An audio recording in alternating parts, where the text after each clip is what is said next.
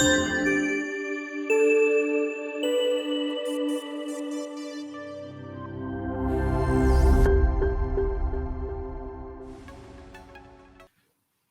did the bra say to the hat? Hey there, I'm Mike Montague with the Playful Humans podcast, and this is Playful Podcasting Tips to Beat Burnout and Have More Fun. I'm going to give you 10 ways to have more fun on your podcast. The following talk is sponsored by self-driving cars. Now that there are self-driving cars, there will eventually be a country song where a guy's truck leaves him. All right, do you give up? What did the bra say to the hat? You go on ahead. I'm going to give these two a lift. All right, let's start. How do you tell if you're burned out? That's probably a good place to start. If you think there's a right way to do things, if you are bored with your podcast already, you're getting burned out, or you're overly stressed about getting that next episode out, if you believe your work is hard and it's important and you're struggling to get your message out to the world, you might be burning out. If you're afraid of looking silly, you want to be part of the it crowd, or you want to be super popular and you're trying to copy other people's podcasts, then you might be burning yourself out. If you're searching for your purpose or what you're supposed to be when you grow up, and you're trying to find that right answer that will solve all of your problems and make this whole podcasting thing feel super easy, you might be stressing and burning yourself out. So think about this. When you were in 5th grade, what did you want to be when you grew up? Everybody always asks you that question, right? What do you want to be when you grow up? While you're thinking about that, I wanted to be on the radio. And here's the thing about 5th graders. They are really bad at picking careers. So I did it. I got my own show on Mix 93.3, the top 40 radio station here in Kansas City. I was Romeo. I'm doing my thing, and I'm sitting in a room by myself, and I'm not getting any interaction or laughs from the audience, and I'm getting really bad pay to work like 7 to midnight every night, which makes it really hard to have a social life. And I didn't like the job at all.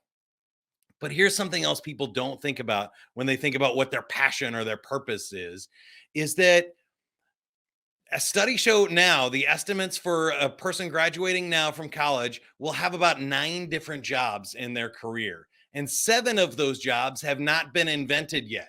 So podcasting was an option for me when I was in 5th grade in like 1991.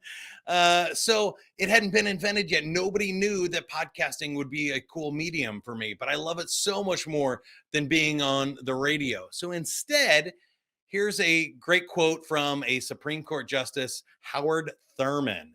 He said, "Don't ask what the world needs, ask what makes you come alive, and then go do that."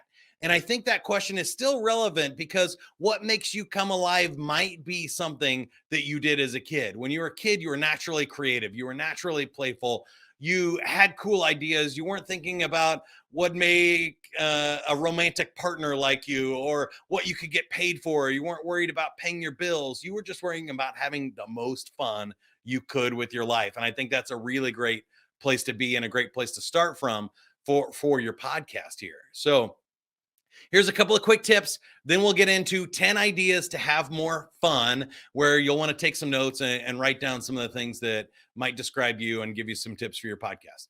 But quick tips are: be authentic, be passionate about what you're about. Don't hold yourself back. Live wholeheartedly on your podcast. This is your show. You get to do it however you want. Be awesome. Go for it. Don't be generic. You're not generic. You're unique. So go do that. Now, the hard part about that is sometimes your inner child is just a whisper, and the outside world is really loud. Social media, the news, coworkers, or family telling you what you should be is often louder than those inner promptings. So don't worry about people who don't get the joke. It's not for them. Don't worry about people who don't listen to your podcast. It's not for them. Worry about the people that do get it, that are listening. And there's 8 billion people in the world. You can find people who want your type of podcast. You don't have to become what 8 million people think you should be. So showcase your talent or your guest talents, and make sure you're demonstrating your awesomeness in every single episode. Here's some ideas for how to do that. Here's your top 10. These are playful personalities that you can incorporate into your podcast. Number 1 is the joker. I'm a little bit of a joker. I like to tell jokes. I hope you enjoyed my dad joke earlier, but if that's not for you in your podcast, don't do that. Do one of these other personalities we're going to talk about. But telling jokes is fun, funny stories, playing pranks, having fun. If you're a joker, start a comedy podcast and go do your thing. Number 2 is athlete.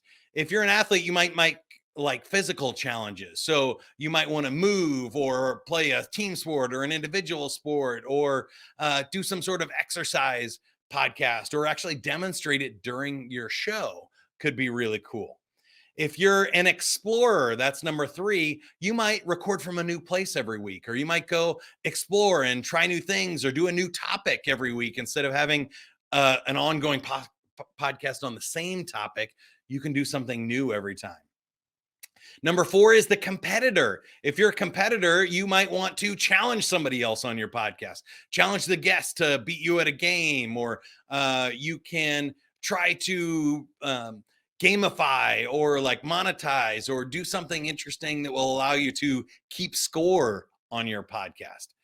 Number 5 is the director. Director likes to set up games for other people. I do this as my job as a game show host, where I make the contestants play the game. So they're competing while I'm facilitating fun for other people.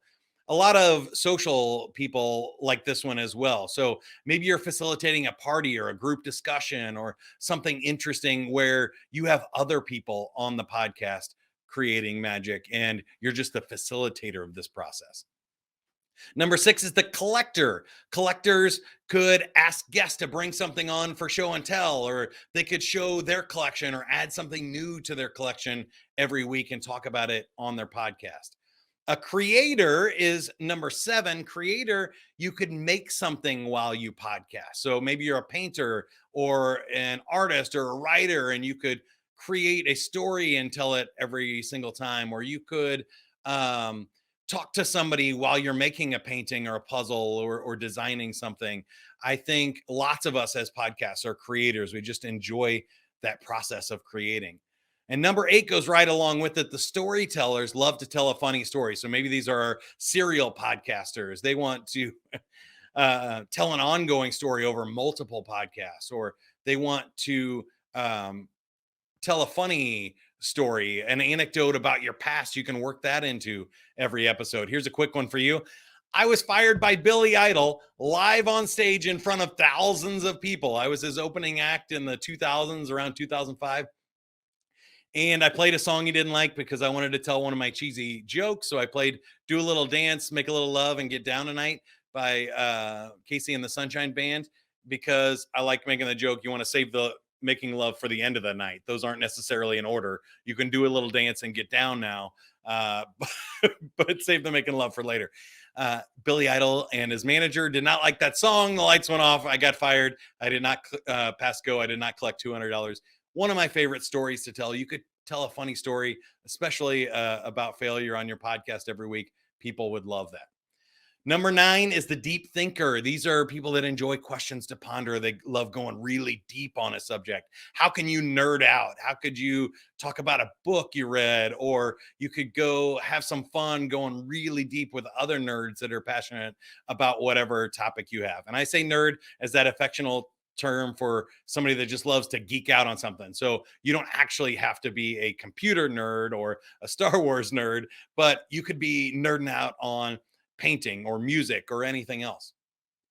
Number 10 is the gamer. Gamers like to play online video games, board games. Maybe you could play a board game with somebody, a role-playing game, or you could play a video game and talk to each other while you're doing that and record it. Obviously, streamers have had a lot of success with that. Those are all cool types that you can put together into a podcast, and you can pick and choose different one of those, but I want you to pick one right now. Joker, athlete, explorer, competitor, director, collector, creator, storyteller, deep thinker, and gamer. Which one of those do you relate to the most?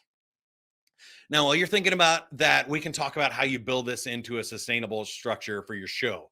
Because if you're going to keep this going for years and you want this to be a lifelong project for you, you need to find a way to create a safe space for play. Fear kills fun. If you overcomplicate it, if you try and get it perfect, if you put too much pressure on yourself, you're not going to be able to have enough room for play. So create a safe space, give permission for yourself and your guests to mess around, have fun, to use one of these personality styles to build into something interesting for your show. So I love to think about frameworks for podcasts and for games.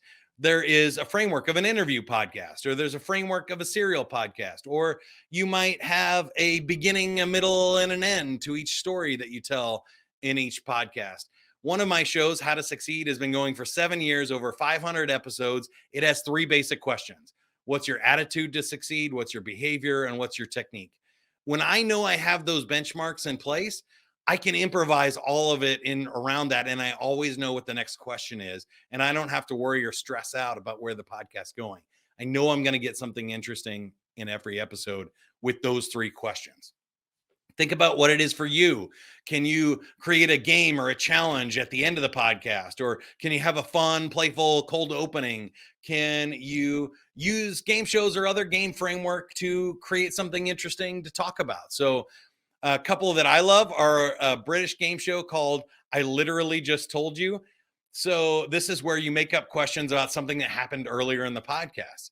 So if I asked you right now, who said the quote, "Don't ask what the world needs, ask what makes you come alive and go do that," you should know because I literally just told you it was Supreme Court Justice Howard Thurman.